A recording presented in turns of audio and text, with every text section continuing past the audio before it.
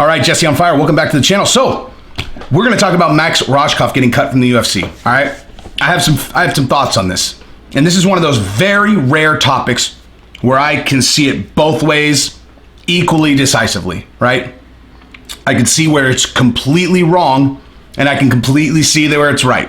All right, and I'm going to tell you exactly where those two things land for me. But before I do, subscribe and ring the bell. You're not gonna get this level of commentary outside of this channel. I can promise you that. Okay, I call myself the GOAT on the mic when I'm talking about MMA, and I will stand by that, right? And I will prove that to you during this video, okay? Ready for this analysis? Here we go. So Max Rohskopf, right? For those of you who don't remember, he took the fight on 6 days' notice. He got beaten bad in the second round, and then on his stool, he was like, call it. And his coach, Drysdale, was like, no. And they went back and forth. And Drysdale was trying to convince him to go back in there. And eventually Rohskopf wouldn't go in. So they called the fight, right? So he quits on his stool between the second and third round. And everybody gave Drysdale a bunch of flack for trying to get him to go in and fight, which upon further examination was ridiculous, okay? Drysdale's his coach. He knows him better. And Rohskopf himself was like, listen, I need that from my coach, yada, yada, yada, whatever. Bottom line, this is not a video about Drysdale. This is a video about Rohskopf, about the UFC, and about Dana, okay? So let me first make the case for why it's totally fine that he didn't go in for the third round, and this is a pretty BS move, okay? So he takes the fight on 6 days' notice. He wins the first round, and let's talk about that after, okay?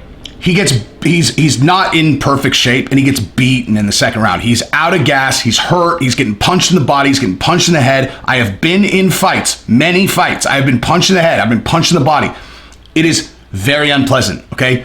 And when you're exhausted, there are two things in a fight that make you not want to fight. Two, okay? Even, I don't care how you're wired, okay? There are two things that can happen where, at least for me, they're the only two things where the adrenaline doesn't overcome it, where you're kind of like, whoa, okay, I actually don't really want to be fighting right now.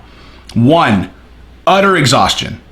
Like utter exhaustion, where you're so fatigued that you can barely lift your arms, and you're just like, I don't want to be doing this anymore.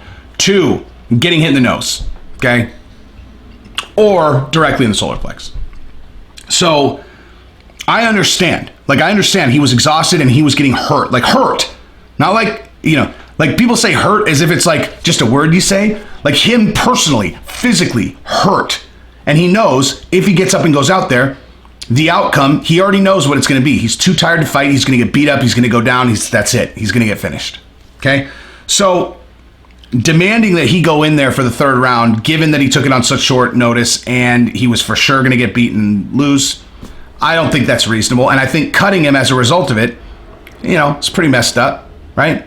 Took the fight on a few days' notice.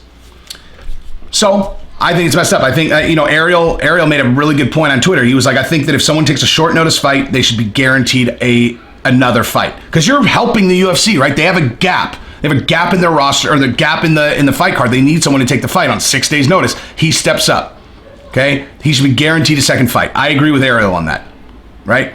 Now, that is my position for it's messed up that he got cut. Now, let me tell you the flip side of that, okay? So Rohskopf wasn't like some wily old veteran, right? He's not like 19-2 or 26-10, right? He's 5-0. He's a brand new professional fighter, and apparently they had been hounding him, hounding Dana, hounding the matchmakers. Give this kid a fight. This kid's the future. Give this kid a fight, right? He wins the first round. Okay, I don't care what anybody says about this thing. He won the first round. Anyone who has ever, he won the first round. Okay, I think people watch the second round and they forgot about the first round. He won the first round. Okay, so he quit on the stool when the fight is 1-1 and the big man's there. Okay, Dana is there. He's like actually physically on site watching. Okay, so if you have he's a young kid. But if you have even a moderate level of objectivity when it comes to your career is always going to be in that man's hands. No matter what anyone else says, he can overrule them. He is the UFC. Okay, if he wants to give you another fight, he gives you another fight. If he wants you to go away, you go away. I mean, if you would be hard pressed to find an organization where there is someone who has more dictator power over what happens there than Dana does at the UFC.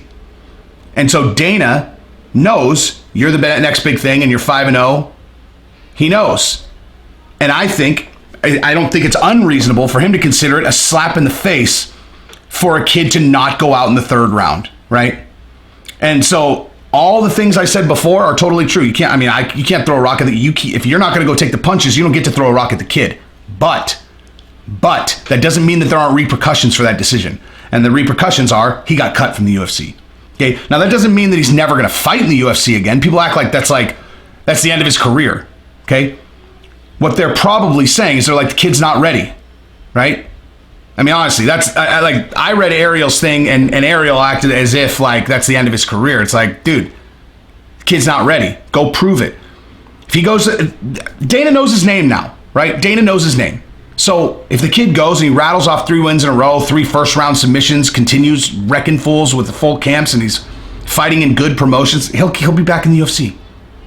I mean, he's not blackballed. He's cut now because he's a 5-1 fighter. And then he'll probably fight in the Contender Series at some point coming up. But, I mean, listen, man.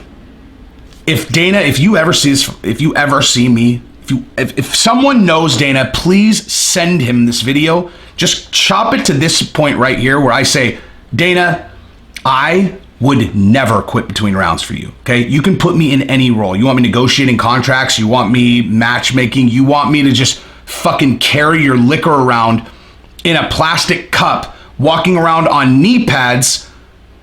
Or you want me to you want to put a line behind your car and I'll sit on a skateboard on my knees and just ride behind it for your entertainment, okay? I will never quit on you. Never. Never. Okay, my dream is to work for the UFC and has been for a long time. So if you give me the opportunity, as a matter of fact, I'll tell you what, I will go into the octagon straight off the couch, I mean, for all intents and purposes, untrained for the last however many years, and I will let a UFC fighter beat me until I'm unconscious for a job, okay? So I think if you think I'm like joking about that, I will do that.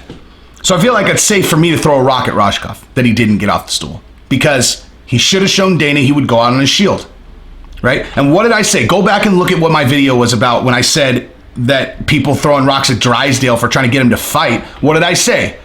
I said, Drysdale's like, I know this business. Dude, the big man is here. Dana's here, okay?